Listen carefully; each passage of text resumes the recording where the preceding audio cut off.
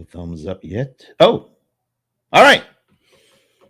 I have no idea that we're live, but apparently we are live. It is roughly noon Eastern, Friday, August 8th. Now it's saying I'm live. All right, I joined everybody else. I am Brent Leary, and you know what time it is. You know what this is all about. Although we got a bit of surprise for today's Mall Biz Breakdown. I looked and couldn't believe what I was seeing, but it was a very pleasant surprise. So let's go through our usual beginning from West Coast to East Coast. And I think at least the beginning of the beginning is still the same. It's Leland from Oregon. Hey, Leland. Hey, Brent. Good to be here. The weather over here is beautiful, which was great because it's fair week. Took the kids to the fair, ate some really greasy food, and let the kids ride on some rides. And yeah, it very pleasant. I love it. It doesn't get much better than greasy food and rides and things like that, you know. But it does get a little better for the show because slightly to your east, I mean, like really slightly. Usually he's like all over the other side of the country, but just slightly to your east is the one and only Ramon Ray. Hey, Brent. Hey, Leland. Good to be here. And I love some. I just heard you say grease. So whatever grease and food, I'm all for it. So good to be here, y'all. Excited to be here. Greasy food. It was a brick of French fries. A brick. Brick. Yeah, they fried it into the shape of a brick.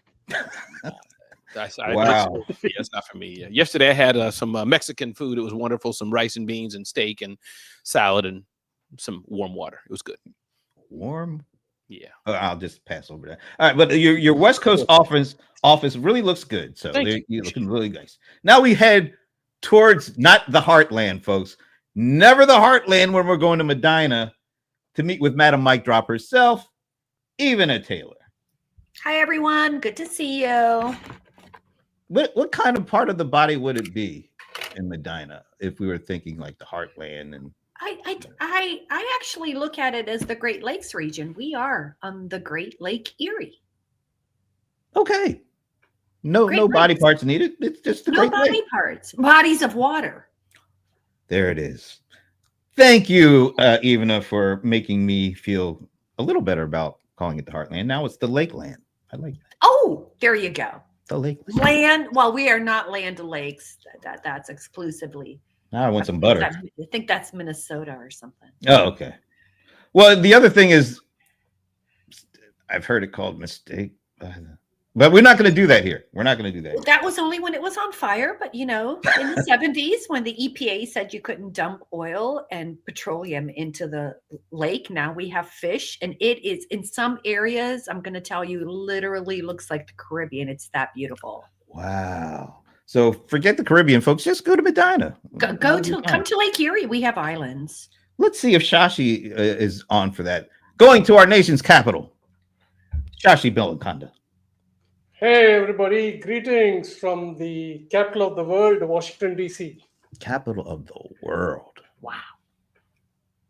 Yeah, I don't know what else to say to that, but do you think you'll go to if you had a choice to go to the Caribbean or Medina, where do you go now, since you know Medina is kind of similar?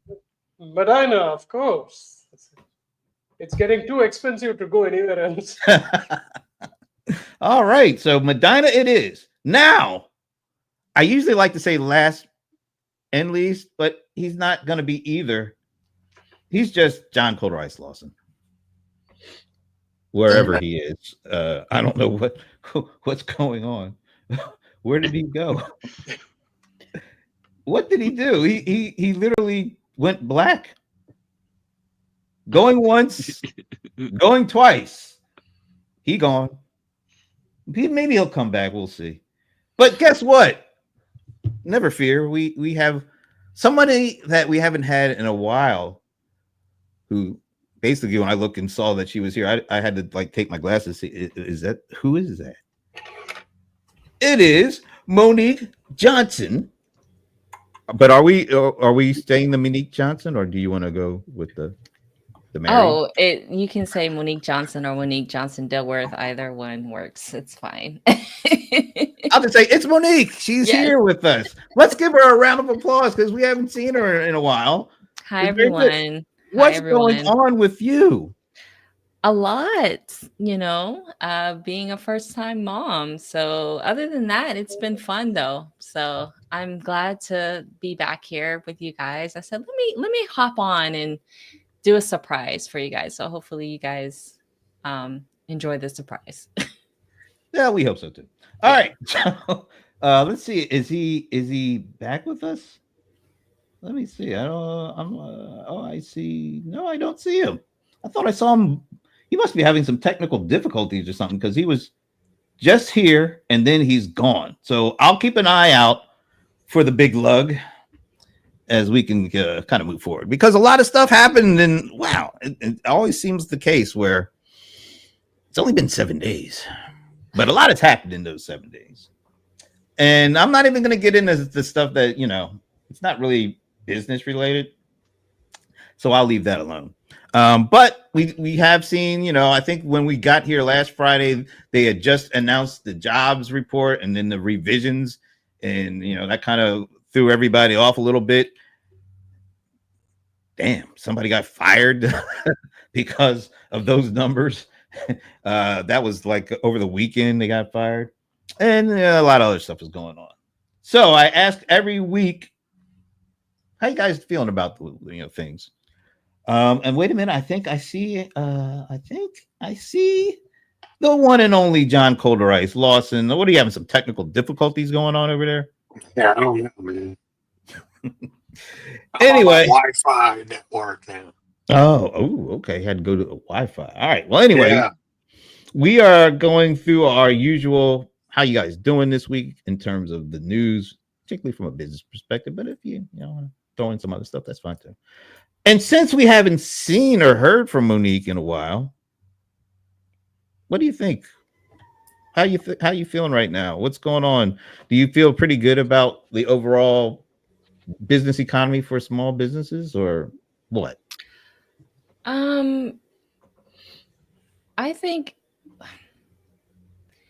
I think it's going to be a mix. And what I mean by that is I feel like in general, there's a lot of small business owners because of various factors, whether it's cash flow or whatever it is.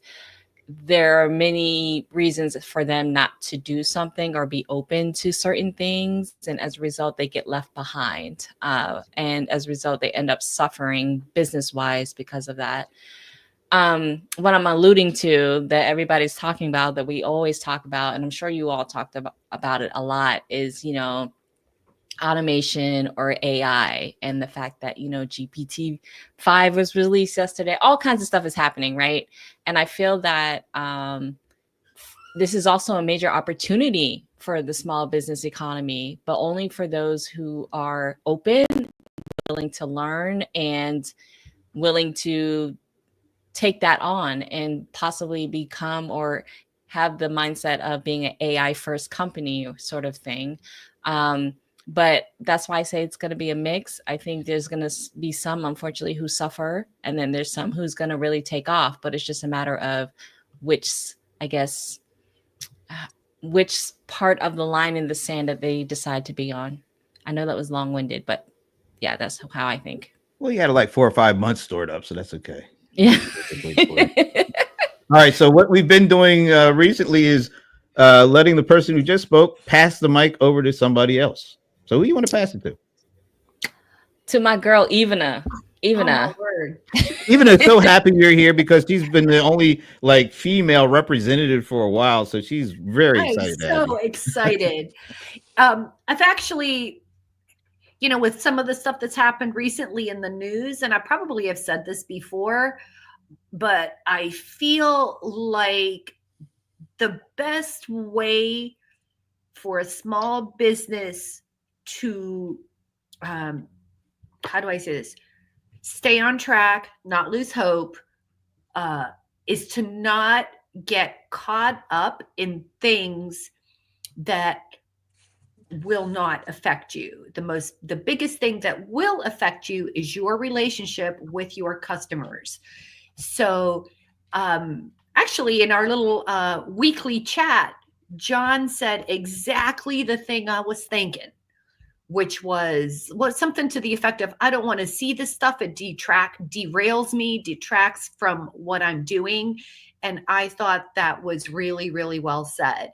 So, and it just so happens that my anecdotal experience has been as such. I'm noticing that a lot of small business owners are like, you know what? I can't live in uncertainty. I can't like stop doing what I'm doing. I'm going to focus on the things I can control. So with that said, I'm going to actually throw it to John, since I quoted you sort of. Yay! So, yeah, I agree with everything that's been said. But also, I really am feeling very excited and positive about everything that's going on in the world today. Not really. But the AIH for small business is really. I was like, is John not feeling well today? Like something's off. Really? I know, right? I was supposed to bring out. Yeah, go ahead. Go ahead, John. Sorry. No, I'm just saying that the AIH for small business is really a potential game changer. And I believe it's a game changer in a great way. I think this has given us small business owners a huge opportunity to compete on a level that we haven't been able to compete on. It's very similar to what happened in the mobile age. It's very similar that happened in the internet age. As we start seeing the playing field gets more and more level, and I feel like these, large corporations are really having a lot of problems shifting to everything that's changing so rapidly. And I think for small business, we're always changing the shit that's moving around rapidly. So it actually is it's going to give us an advantage. You just got to wait for it, watch, and then take action. Oh, Leland, go. Going through the news, I didn't really see much that would really impact small businesses a whole lot on the grand scale. We're doing good. It's like the stock market's not crashing. We're not going through a recession. Inflation's pretty low still. Egg prices are doing good. So yeah, follow what Ivana is saying and just kind of stick with the news that is going to be important to you. And will help further your goals, and shut down a little bit of the stuff that may make you rage out a little bit or Hulk out or something like that. But I'm optimistic, a little more optimistic, I guess, than John, that we're moving in a good direction. A lot of the economists were predicting that we would be in a tailspin right now, and we're not. So ride it and, do the best you can to kind of keep furthering your business. Oh, go to my right, Ramon. Hey, Leland, I like, the fact that you said don't Hulk out. I like that. I think that, that's important. Small business owners who Hulk out, where will they go? John Lawson, I like what you said about using AI and the power of that. And I like how you said, Monique, the power of a AI first company. One thing I want to say is it's interesting. I was reading something about Disney. You all may have seen that Disney used Darth Vader. I don't know anything about Darth Vader and whatever franchise he's with, but Darth Vader. And they had an AI bot. And it went kind of wrong. They got Darth Vader to curse. Point is, they said that was okay. They weren't sad by it. The point of the story is because it was a test. And they were willing to risk that kind of thing happening. But interesting, they're not panicking doing this, said the Wall Street Journal reporter, because they're trying to save money. They're like, just how do we look not being at the forefront? So I just want to add that nuance is that, yes, for us small businesses, we need to use it. We're looking for every edge, but I wonder some of it, like I put in the chat as well, right behind the scenes to some of us, I was like, is this hype or not? And I think for some companies, they're doing it just to make a press release. when I'm wondering maybe some of us should just do the normal stuff we're doing and focus on our profit and loss and balance sheets and serving our customers. So that's my little nugget. And I will tag, you know what? Let me see. Leland went, Evana went, John went, Monique went, Brent's the host. Oh, Shashi. Yeah, why don't you contribute? Thank you, Ramon. I thought I was a fly on the wall that nobody was looking at. Never, Shashi. No, I think in the chat that we had throughout the week, I think there was some good advice on who's spending money right now. I think all of you made some good points on embracing technology, embrace it as quickly as possible, especially with AI. Like get rid of all the grunt work that you're doing and use it for AI. And John is a good example. It'll help you take all your PDFs and your manuals and how to get it into a database pretty soon. But the people who are spending money right now are the top 10%. So if you have a product that is good for the top 10%, that's where you double down right now. And as everybody said here, just wait for some time. Nothing is going wrong. You just have to wait till everything gets settled so that we are all back to normal, if that makes sense. Okay. So I do have a little bit of a clip. Not really a little bit. It's a clip. And before I play it, because there's a number in there, I think I want to ask you. So consider this, even though you can consider this like the quiz or the trivia question, something like that. Can't tell you what the source is because then some of you smart people would try to, find it before you guess. I don't want that to happen. So anyway, the tariffs have officially kicked in. And Leland, by the way, one of those reasons why things haven't, increased so much is that's because he kept pushing it back. So it actually officially kicked in today when it was supposed to kick in like, 60 days ago or something like that. I don't know. I don't remember. But I don't think the time was, you haven't factored in all the time since they are literally just kicking it. So we'll see what happens about 60 to 90 days where we are with that. But anyway, there was a study that came out that said this recently, that came out and says how the average general household will fare in terms of loss of not revenue, but loss of spendable money. Like how much is it basically going to cost them by the end of this year? So this is a total from now to the end of this year that says this is how much the average household is going to lose in terms of money due to the tariffs. Why don't each of you take a guess before I play the clip? How much the average household will lose in terms of spending power? That's easy, Brent. I know the answer already. I mean, it's $3,000 a year. Easy. 1,800. Wait. 3,000 from Ramon. How much was that, Shashi? 1,800. 1,800 for Shashi. Oh, I was at 3,200, Ramon. I'm very close to you. No, 3,200. Okay, so we got 3,000, 3,200, 1,800. I think I've already seen it, so I'm not. Then you're gonna lay out. I'm gonna lay out. I think I've already seen it. So, Monique, 25. 25 and Monique. Dang, John, you took mine. 2750 then. It could have been 2501. It wouldn't have done you any good because the price is right. But Yes. All right, so we got from 25 all the way up to 32. No, 18. Somebody Shashi. Oh, 18. That's right. 18, yeah. 18 to 3,200 with Leland. And do we have anyone? I just see you guys chatting in the chats. Do we have audience members participating yet? Not yet. Okay. So, but if anybody out there lurking and you want to actually, take a guess, put it in the comments. We'll count it. We'll count, and whoever gets closest wins. I don't know what, but I'd say they should win a copy of John's book sent from you, Brent. You sign the book, buy it on Amazon, and send them a copy of John's book. That's my thing. It would be a very unique item, that's for sure.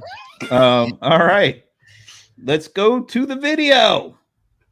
Well, after months of delays and negotiations, new tariffs are now in effect. They impact dozens of countries that failed to meet a midnight deadline to make trade deals with the Trump administration. And according to the nonpartisan Yale Budget Lab, the import duties are now the highest they've been since the Great Depression in 1935. Tariffs will be paid by American companies, which many say will then pass costs on to consumers. A report from Yale Budget Lab shows it could cost the average household an additional $2,400 this year. Experts warning Americans could now face higher prices on everything from electronics and toys to clothes, furniture to produce and cars. The president is betting tariffs will drive up manufacturing in the U.S., but many business owners, especially small businesses, say it just isn't realistic to make products in the U.S. It's not just the product, putting it together. That could be done here. It would be more expensive here, and we'd have to pass that on to consumers. Do you see it? 2,400. So John was the closest. Yeah. 24. I mean, you know, he was only 100 off. Now, if this had been Price is Right, you would have been over, and Shashi would have won. But it's not. I should have said 2501, like you said, Brent. So I could be right there with John. Yeah, see, I tried to kind of like, you know, but anyway, he won the cold one, the bold one. Some call him something else, but I won't do it here. It starts with the letter O and Yeah, L. I think they probably changed it from my number in the last couple of months. All right, so are you surprised? It doesn't sound like you are. So that's the number you were kind of thinking, like this tariff is going to cost American households $2,400 a month. Do you feel that's a big deal or not? I just went to Costco, did not even fill my cart, and I bought no liquor. I bought meats, breads, 2 health and beauty items, only 2. I did not buy paper. I did not buy I bought 1 detergent. But my bill was $453. This was the least amount I've ever had in my cart. And I cannot tell you how many times I said, no, not getting that, not getting that. Like, that's what stood out for me. And I will say eggs, not expensive. Meats, through the roof. Go ahead, Ramon. Mm-hmm. I just want to ask you. I just want to ask you, if I may, Brent. I just want to ask you, like, when we talk about climate change and the sacrifices that we make for climate and the ozone layer and yada yada yada, it's my understanding that those who are very ardent for it say we have to give something. We have to, sacrifice something. We're going to pay more for recyclable toilet paper, whatever the argument of the day is. Let's take that or other things that we say it. Putting politics aside, if we know that the government's headed in the wrong direction, we need to not spend so much. We need to cut. The government's bloated. I think everyone can agree to that. Then I guess I'm just being devil's advocate. Is there any argument to say, you know what? This is what we need to do for the next 10 years, 5 years, however long it takes to right the economy and be in better standing. Just quick, even I know others want to speak here, but just curious, is there anything of that? Because other things we'd say, you know what? To make the world better, we're going to have to use less gas and ride our bicycles, bite the bullet. So I'm just curious. I'm with you, Ramon. So let's say where that applies to me is I can go to a local butcher shop. I will absolutely positively pay 20 to 30% more. And I am happy to do that because that was a happy cow living on a happy farm. That money stays in the community and all of that stuff. Like, that's just one way of looking at it, right? I do agree with you. I am happy to sacrifice and pay more, but I'm not happy to sacrifice and pay more. I feel better about it at Costco because I know those employees are getting paid. I know that CEO has like a strategy and he's doing certain things and whatever. So it's the lesser of two evils. I just don't see that is the reason that we're paying more. Fair enough. I feel like we're paying more because somebody decided to have a trade war. Like we paid more for the pandemic, but nobody said, hey, let's lose millions of people on the planet. I could continue on with that, but I won't since we're all here today. But I can continue on with that in that vein, giving pros. I want to hear from I mean, that wasn't the promise. The promise was lower cost. That was the promise. That's what people voted for. And now you've got an increase. So I don't know. Yeah, I was asking Even. I wasn't asking you, John, but it's okay.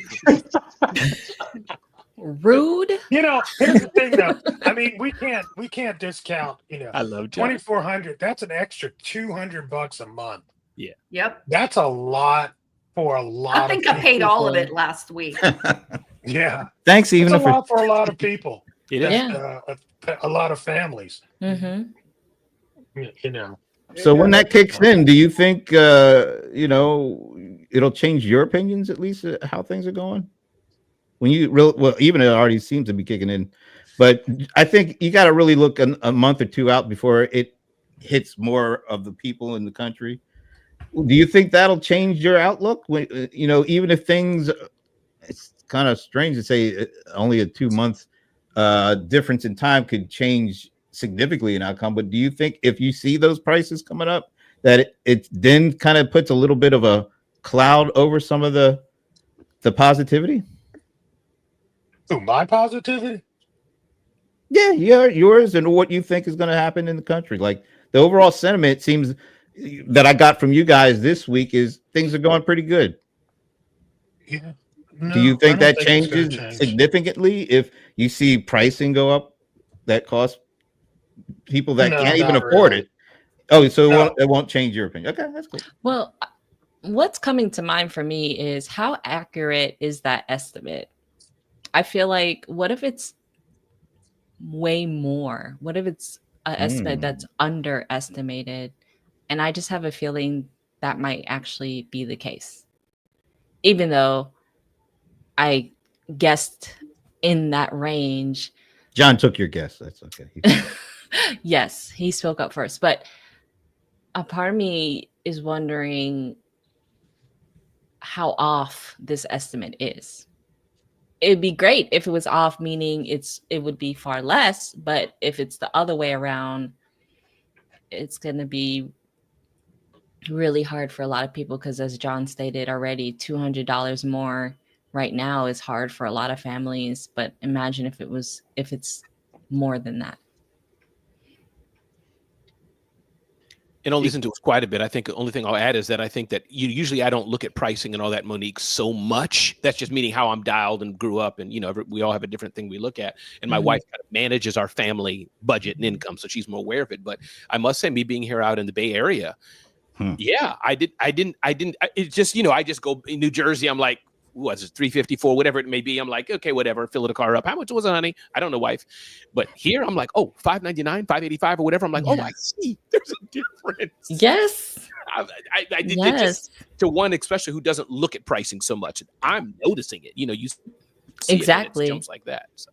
Exactly. Averages don't always work the same way for everybody, right? It's an average. Like, for example, Ramon, you asked a question about what you should do so that the country benefits. I think you should stop eating beef because it's $6.53, the highest it's ever been.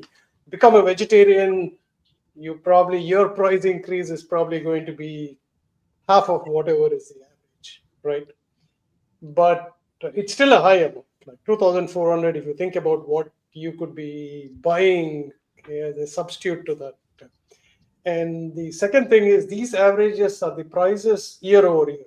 They're not what was before 2020, right? So I'm still in the, 2020, like a burger in McDonald's costed $2.99 or $3.60, and now I can't get anything less than $7. Right? So the consumers are seeing a much higher price rise in their mind than what the statistics are showing. Plus, that was, just to throw another thing out there, that was just from here to the end of the year. That's not a full year estimate. The full year, if you take it out, would be closer to 5,000, 4,800, 5,000.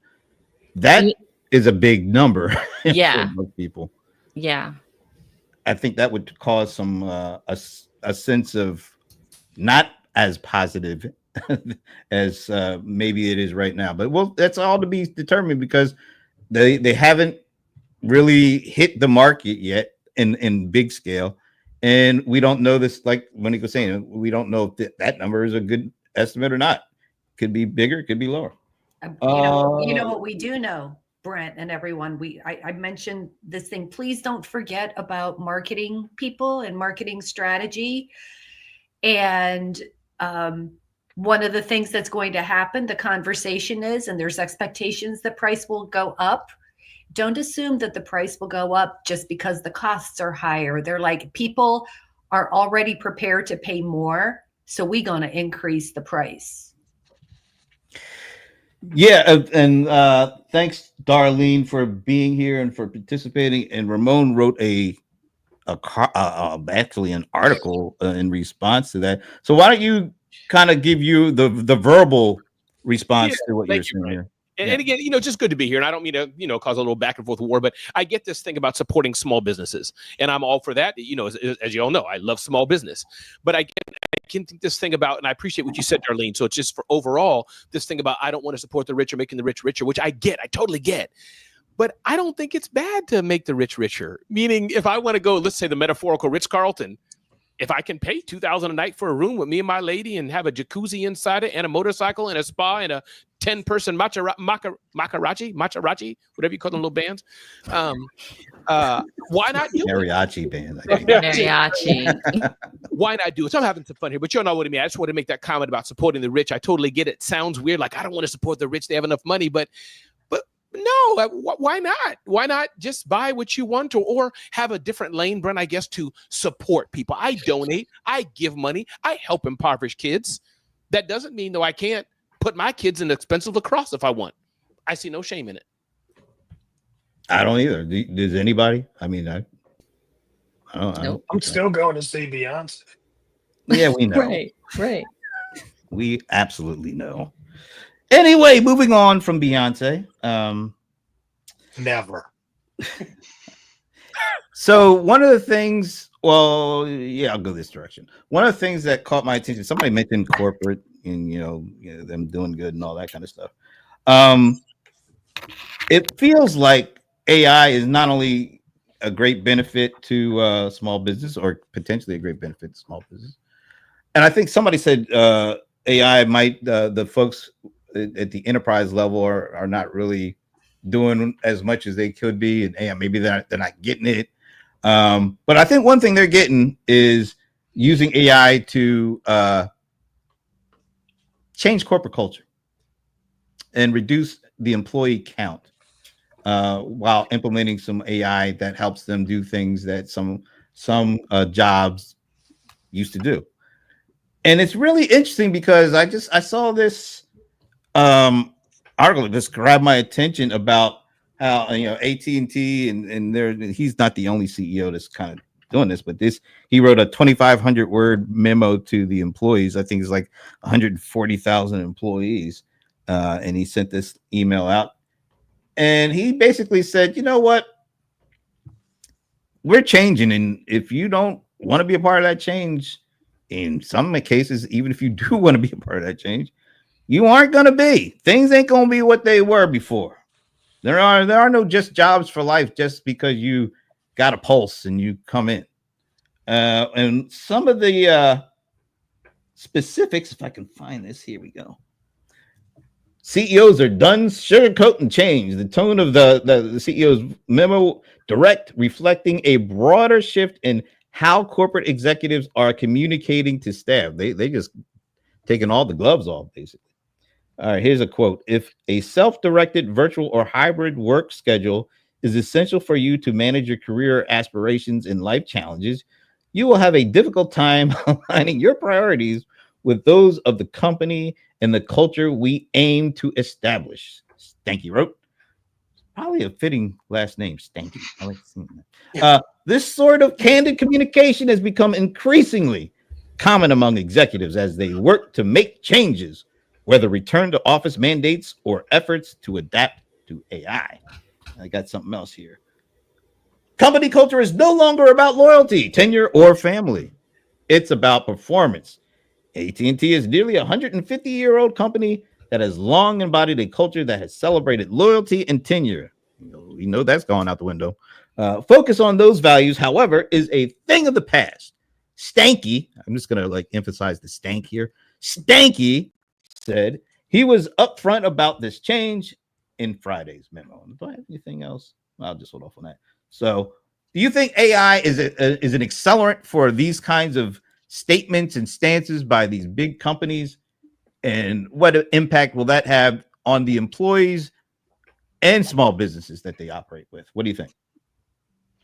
Has anyone ever read a Dilbert comic? I mean, people have been upset about this forever. Company loyalty has gone down the drain for decades. And yeah, I mean, I guess that this can be an accelerant to that, but I mean, that's always kind of been the the thing over the last few decades is that companies don't care about you. They become less and less about loyalty to their customers. The biggest joke that I've seen about that is, oh, a company can just fire you, but if you want to quit, you've got to give yourself 2 weeks, a month, 2 months, depending on your job, of a notice to be able to get out of the company. And yeah, it's getting to a point where it's like, okay, you know what, look out for yourself. And that's become a big thing where people are now just hopping instead of rising through the ranks like it used to be. You don't do that anymore. You go from company A to company B because you can get a promotion to go to company B, and then you go back to company A, maybe at an even bigger promotion, and then you go back to company B to get another promotion. And you just hop maybe to C to D because companies they're not looking to actually promote. They're not, it's like if they got you at a salary, they're going to keep you at that salary. Why give you a raise? Leland, I'm curious, could it matter, Leland, the type of company? I want to continue this discussion about the bigger companies, Leland, but I'm fresh off a discussion with Jason Fried, who many of us may know, 37 Signals. Mm-hmm. Hearing him, opposite of, as Brent wants to call him, Mr. Stanky. So opposite. That's his name. That's his name. I know, but Brent, you know what you do. His name. Stanky. I know, Brent, but you don't have to say it like Ray. You say Ray. It's how you saying it. Well, Ray doesn't have quite the oomph that Stanky has. I mean, that's just I'm calling out. Anyway, I want to move away from this the pronunciation and get to the point. Moving back to the point I'm making, thank you, Brent, but point I'm trying to say, Leland, is that I think it depends on the type of company, because there are, just to make that general, there are a number of companies, I bet, in middle America, right? In Medina, America, whatever it is. Say, I like that. We want you to be here. We love you. As Jason Fried told me just 2 days ago, Ramon, I only want my employees working 8 hours. I want people to go canoeing, go rafting, go do what they want with their life. They're not a public company. I think all of us have learned this from Zoho, right? Not being a public company, that's a different shift. You can run it how you want. You can say, so I'll stop there, but I just think it depends on the type. Public companies have that quarter to quarter pressure, that maniacal push. We got to run. But the people like Jason Fried, 37 Signals, he has FU money. He can say, nope. Oh, last thing, Brent, he told me why he wants to pay everybody around the world the same. That means Becky in San Francisco gets 150, and so does Jonathan in Philippines. Both get 150 for the same role. Yeah, I would love to do that at another time. That sounds very interesting. But go ahead, Shashi.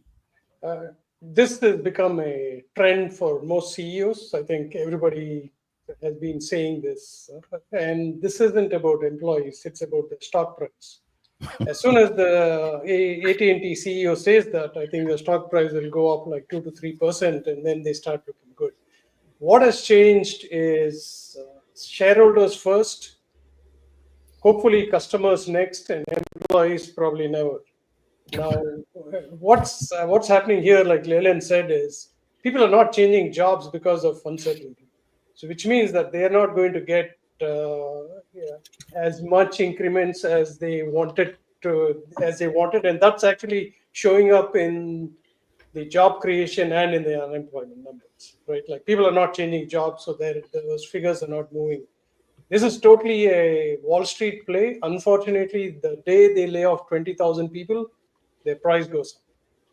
They probably hire all of them back in the next 6 months, but because they need certain numbers. They need to make their financial numbers for the earnings. And then once they do that, they got to hire a bunch of people back to make sure things actually get going. I hate to, that's kind of standard operation right now for a lot of these private public companies. I want to add one little mix to this. I'm going to put this up here. I don't know how many of you follow Palantir, the company. But they announced their earnings. I know, Shashi, you would. They announced their earnings and they blew it out. I mean, their stock price went up like 30% overnight after earnings. And on the earnings call, their CEO, and this is a company, I don't know how many, I know they're in the thousands of employees, but well, it says right there, they have 4,100 employees. They're killing it. They're doing great. But their CEO said, and this is not an AT&T, this is what their CEO said. He wants to see their growth strategy during the blowout earnings call. This is what he said. They are aiming for a tenfold increase in revenue while reducing the workforce from 4,100 to 3,600. The term AI exponentials, that's a term that my buddy Ray Wong, he's the one that he's kind of putting all these companies in these AI categories. And a company like Palantir, who is looking to use AI to 10x their growth, so basically exponentially grow the revenues while cutting their employee base. He, and I think the Wall Street kind of agrees that he is actually able to do that. And that goes kind of even further to Sashi's point of this. A lot of this is being driven by stock price, market caps. And I think in the terms of Palantir, which is a relatively new company, they are one of those AI first companies that that Monique was talking about, and what Ray is calling AI exponential, because it's like this two-pronged strategy: exponentially grow your revenues, drop your employee base down. That's not an AT&T. That's one of these newfangled kind of companies, and that kind of goes back to the question: AI definitely can do a lot of great things for small business if they are able to figure it out and apply it. But these larger companies and these companies with large aspirations, they are doing this. They're using it to their advantage or to what they want to do, and that causes, I feel like, another one of these: the rich get richer and the small stay small, and it maybe even smaller percentage wise because of the exponential growth of some of these companies. How do small businesses? Well, maybe they don't even need to try to compete with that, but how do they at least keep their place, not fall further and further behind when a company like a Palantir can decrease the amount of people they have while exponentially growing their revenues?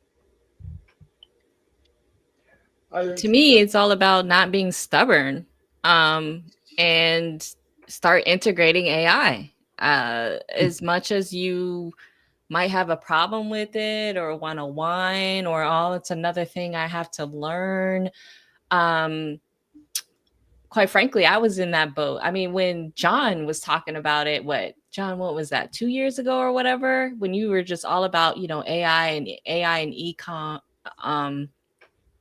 e-commerce, sorry. I remember at the time I felt so much pushback. I'm like, dang, another thing, so I get it.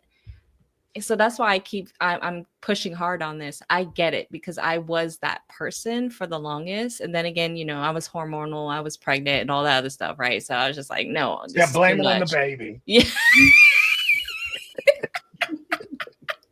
But this is recorded, so when she's at a certain age, right?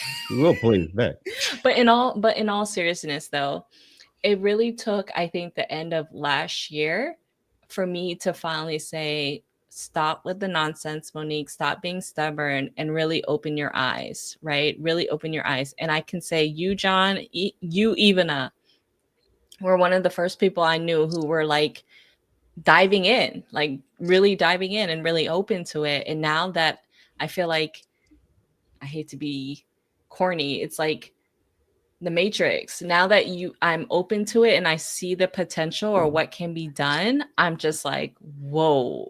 And I just feel if more small business owners, I'm not saying for you to go all in, even though it'd be nice, but if not, just do one implementation or one integration or something that will expedite or make your process efficient. A lot of you all are doing a lot of manual stuff right now.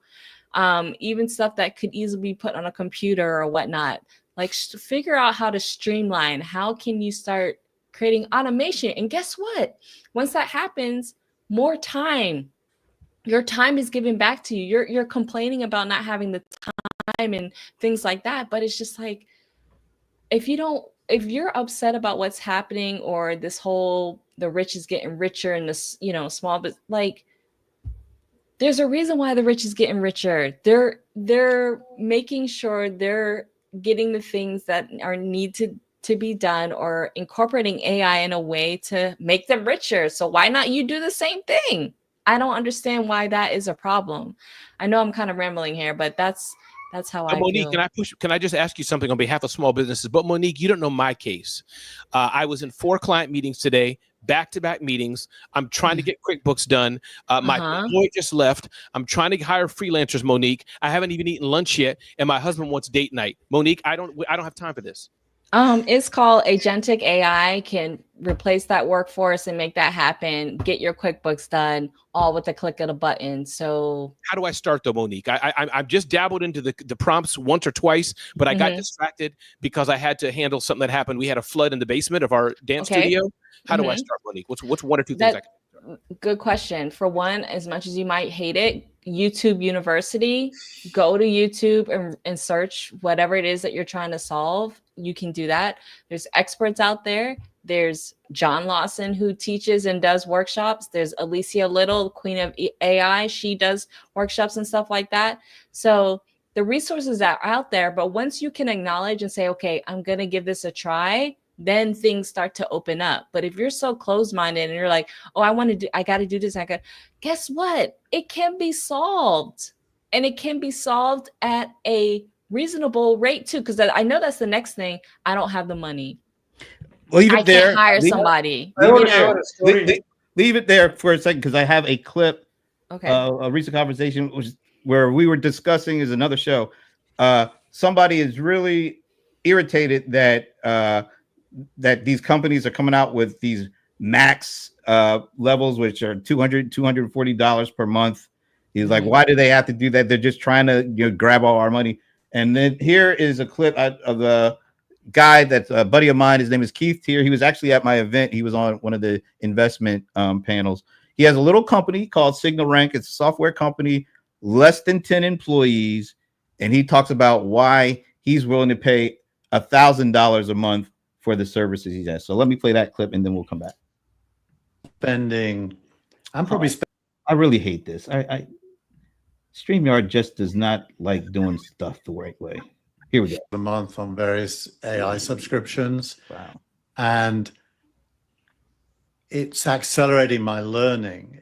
I consider it worth it, and I can use it for my work. Like I've delivered so much code for Signal Rank that we run the company on now that $1,000 a month feels like a small fee. But you need to have that justification. Right. That's how much I spend on streamers. Hey Keith, how has that kind of, I don't know if it has or hasn't, has that lessened your need to hire people? I haven't hired a single person for more than a year because of it. I'm doing the engineering work. We have a data science. You're hiring yourself, basically. I'm hiring myself, but the number of hours I'm writing code is probably 1 day a week. But it's supplying all of our code, and I'm not writing a single line of it. I'm just guiding it, like we were talking about earlier. So how many people would you have had to hire if you didn't have that kind of tool? That would easily be a $30,000 a month team in Ukraine or something like that. How many people would that be roughly? Probably 5 to 6. That's a huge. See, that justifies your $1,000 a month. All right, I don't have to say that. Exactly. That supports what I'm trying to say here. Because for anyone, especially on the small business side, who's saying, because I know cost is another thing, or you're on multiple platforms, Perplexity, OpenAI, Anthropic, they start to add up. It starts at, the $20, and then there's the $200 whatever range as well. But once you see the power as to what's happening, and just like that clip says, you can it costs a lot to hire somebody and pay a lot of people and get new people in the door, right? Especially for a small business owner. And then you got to put in the time to train and onboard and all these other things. But if you can eliminate that and give yourself as the owner more time, I think this is me answering your case, Raymond, is that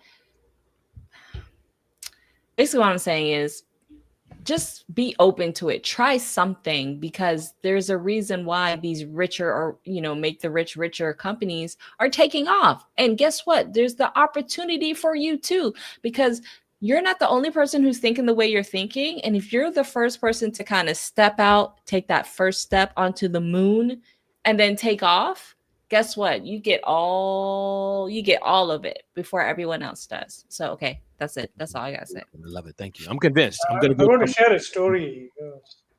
25 years ago, I was working in a restaurant and the fax machine broke.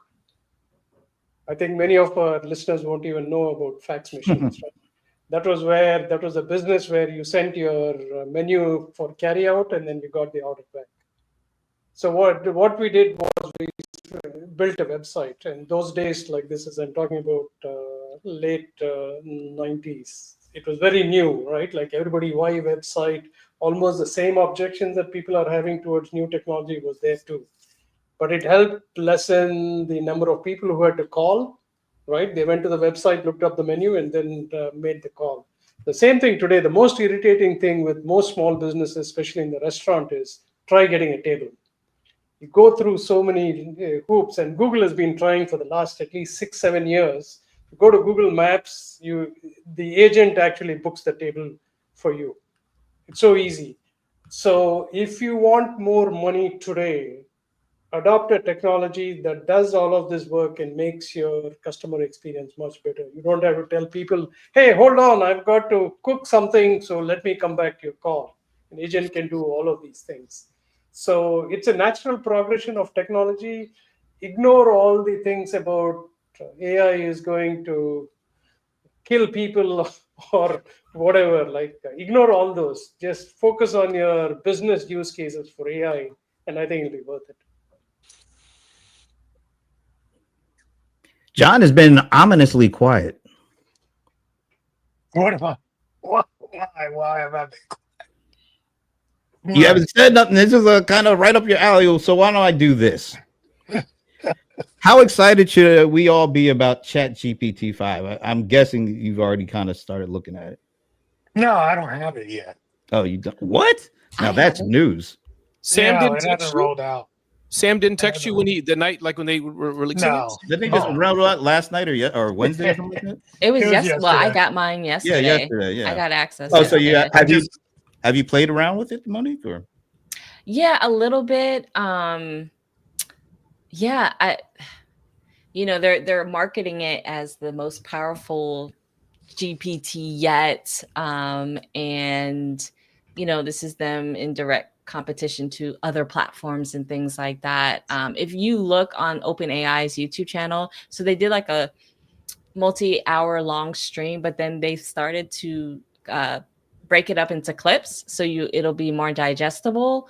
But it can do some things. I mean, I haven't tried it directly on mine, but I was shocked. Like last night at 7:00, I just opened up ChatGPT to do some work actually, and then it says GPT-5. So I'm like, okay, I got it now. So I'm definitely gonna play with it this weekend, and maybe next week we can talk more about it. But I assumed everyone got access already. So yeah.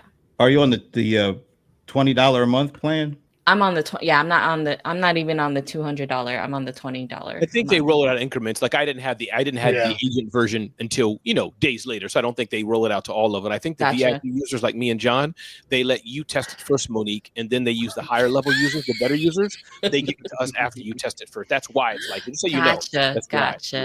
Gotcha. That makes sense. Thanks for explaining that to Ramon. Me, Brian. Anytime you don't I have a understand, tip for everyone here. Like, I use a service called abacus.ai that I can use any model for $10 a month. And I had ChatGPT, and that's why, Ramon, I answered your question this morning on ChatGPT 5.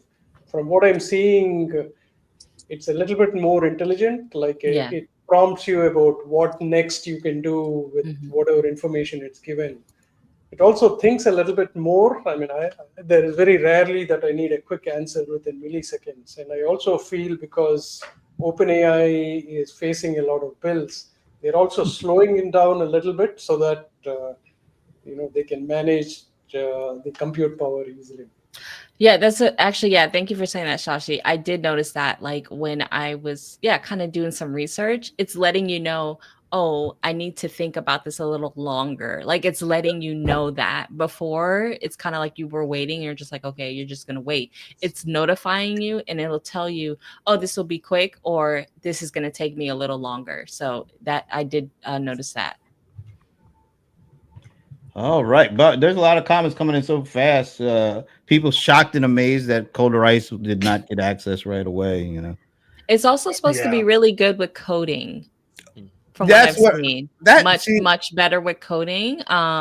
Versus there's certain platforms dedicated to that. I think what is it, Lovable or something? But anyway,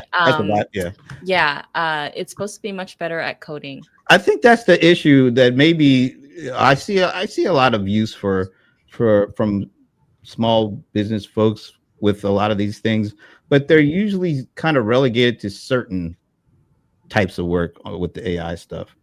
Like, some quick writing stuff, some imagery kind of stuff, some, quick, write this paragraph better than I can kind of stuff. And that's all great.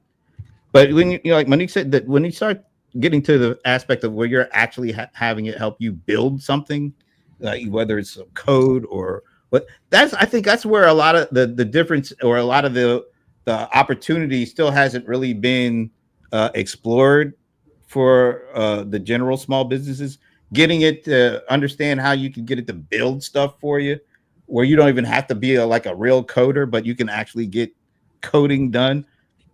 I think that's where I hope small business can find themselves in the relative future, not just like little pockets, but really being able to take advantage of that level when it comes to using the AI, because a lot of folks are using it, and some of them don't even know they're using it. Like when you're using Gmail and it's got it embedded in your stuff, and it says, "Do you want to respond, or you want me to write your response?"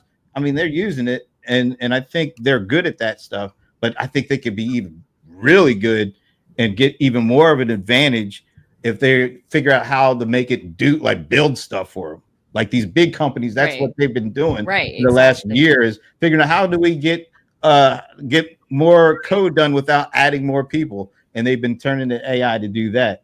I think that when small businesses really start to get the handle at that level, you will see some big benefits coming to more than just a few folks.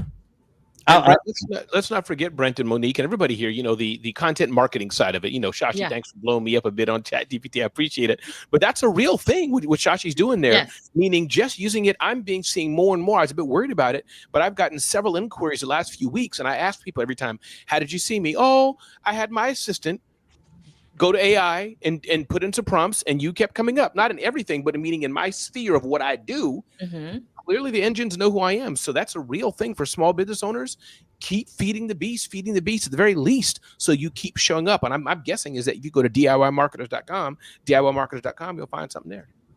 I like this comment here. I'll just post it and then Monique get out of your way. First of all, thanks for joining us. I've tried basic ChatGPT to explore ideas to make effective accounts payable process and checklist. See, that's the kind of stuff that it sounds boring. But that's actually getting stuff done. Yeah, get it done. Exactly. I like that. Thanks for sharing that, Monique. I got in your way there. Goodness. Oh yeah. So right now, the trend or the headlines is SEO is dead, right? So I'm piggybacking off of what Raymond is saying. So right now, let me just stop you there, because I can see his eyes bulge. No. Listen, Ramon. His name is Ramon. That's all I was saying. I'm sorry. No, Monique, my eyes brain. I'm having mommy brain. I'm sorry. Ramon. I knew that. Like, what the heck? Anyway, Ramon.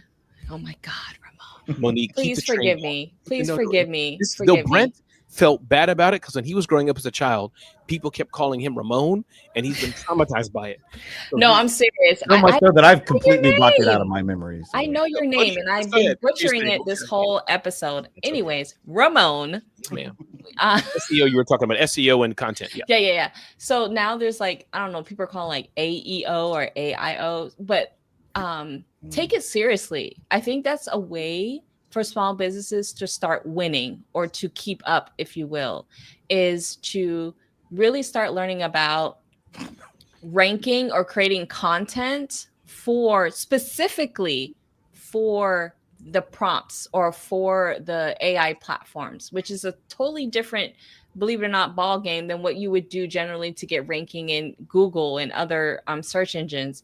I think that is something, quite frankly, because you asked that question before, Brent, I think that is something for small business owners not to sleep on, is to really learn and think and talk and figure out and see how they can start ranking within AI, because that's where people are going now to get their questions answered and to find out who do they need to go to get whatever problem solved. So I'm glad you brought that up, Ramon. All right, we've crossed over to the top of the hour, so we need to wrap it up. So that means final thoughts. Let's go around the world. I'm going to start with the cold one because he's been suspiciously quiet throughout most of this. So yeah, I just listen to you guys pontificate, so it's awesome. I enjoy it because it really gives me. That's your final thought? Yeah, pretty much. Sarcasm. That's your final thought. It's thought. not sarcasm. But I like are you surprised? How people that are kind of, not in the bubble talk about the bubble. So it's interesting. And so that's so condescending. It is not condescending. It's actually we're all using. We are all using it, so it's not like we're out of it. It's not like everybody we're out of the bubble. He said we are completely out. We are completely out of it. Nothing to add. Look, I'm not saying that. I'm saying that I'm very deep in the bubble. I'm in like the bubble, the words we use and the context that I'm into is completely different than when I hear other people. It's just I just enjoy listening to how people. John. Yeah, you know I love you, John. We're friends. You trust me. You know we like each other, and all that, right? You do, right, John? So my point is, here's John. My 2 cents on this, John, is that you should. What Brent's saying, and he's right. You should have chimed in more. He's right. Sorry, Brent, John. You should have contributed more. No. But can I piggyback? Yeah. Can I piggyback off of John real quick? So if you're a small business owner, number one, please get into AI and just learn what a LLM is, a MCP is, and what a RAG is. Don't forget A2A. If you go on that route, gotta get A2A. So once you know what those 3 things are and just start trying things out, you'll be in a whole different world. That's all I gotta say. Talk to data scientists too. I think they're in the bubble. If I'm not mistaken, the data scientists, do they qualify for being in the bubble? You messed up, John. Brent's not. I'm just saying. Anyway, who goes next? It's your pick. Who goes next? Leland. No, actually, it was John. Oh, sorry. He did his last. So, who do you want to do final thoughts next? Ramon. Listen, live life to the fullest. Be nice to everybody. Don't stop learning. And if you get lonely, just go on AI. They can always be your friend. Scratch the last part. Yeah, please. Yeah, that's kind of... I tagged the amazing Evana Taylor. Thank you, Ramon. Well, I'm going to stir the pot at the very end of the show. Even though that I agree with Monique and I am with all the AI things, if that is not you, and if your business does not need that, when everyone is zigging, you got the opportunity to zag. And what that means, what that means is you cannot skimp. You have got to be all in on showing your customer a unique personal experience that they aren't going to get anywhere else. That's a process issue that you got to figure out. I'm just saying, if you don't like AI, you don't like websites, you don't like technology, everyone is so deep into technology that there is a space for you, but you got to do it right. Let's see. I'm going to tag Shashi. Thank you. My tip for the day is the future is going to be what other people talk about you is going to be even more important. So the two things that you should do is make sure that wherever you have profiles, you fill them up, and reviews have always been important, especially if you're in a service business. Your reviews are going to matter much more in the age of AI. So you have to keep answering them and make sure you have a program of encouraging people to write reviews about your business. That's mine. And with that, I think I will tag Leland. Thanks, Shashi. I'm gonna go back onto that AI train. When you're looking to get involved into AI, start with what you're already using. You know, if you're using QuickBooks, utilize the AI tools that are in QuickBooks. If you're in Zoho, utilize the AI tools that are baked into Zoho, and learn one thing, and try to reclaim an hour a week. Because with small business owners, time is money, and so if you could reclaim 1 hour, that's an hour that you get to go to your kids' ball practice or deal with that flood that's in the basement of Ramon's dance studio. So do that, and then learn another thing, and then try to get to 3 hours a week, 4 hours, get an hour a day back. Just keep building on it, and slowly, don't go diving deep in and thinking that you got to go and buy $1,000 a month software to be able to compete. Just slowly move towards it, and eventually you're gonna turn around and you're like, oh my gosh, I got all this free time. Well, now I can expand, or now I can relax a little bit more. Whatever direction you want to go. Does everybody get tagged? Now, Monique Monique, okay. that was that your final thoughts, or do you got something, a little bit of a mic drop or anything like that ready to go? Oh no, I think that was my Okay. yeah, but thank you. I kind of just jumped in there. My bad. I'm sorry. That's I was all right. breaking the rules. I was breaking the rules. We were glad that you came to break the rules, because that meant you're here. We're glad to see you, and we're glad to see all the commenters. Lots of good comments, lots of interesting stuff, except the people that like too praising too much certain people. We can deal with that. But no, seriously, lots of great comments. I'll just say this: a buddy of mine who is in the bubble, he got me early access to this. I don't know, you guys maybe have heard of it or not.